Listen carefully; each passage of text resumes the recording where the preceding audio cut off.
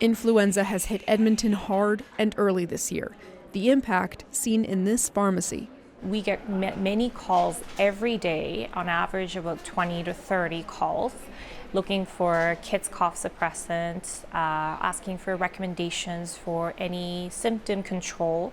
All 3 Prairie provinces report lower flu shot uptake compared to this time last year, fewer than 18% of the population across the board. We can practice a lot of hand hygiene and stay at home if we're ill and everything, but getting flu shot is the key to this, fighting this infection. Experts say the West normally gets the flu first because school starts sooner and the climate is drier, then the rest of Canada follows.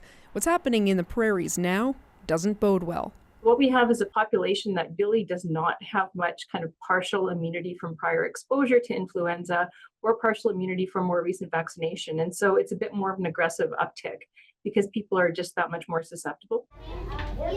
Right now, one of the most susceptible groups may be kids. Children under 5 have the highest rates of flu-related hospitalization.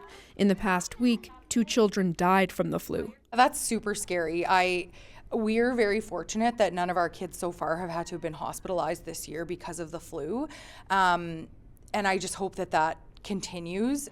For this time of year, Manitoba's biggest hospital has an unprecedented number of young patients with flu-like illness. Staff want parents to manage symptoms at home to reduce patient numbers and staff burnout.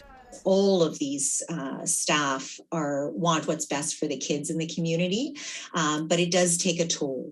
After months of shortages of children's pain and fever medication across the country, Ottawa says 1 million bottles have started to arrive.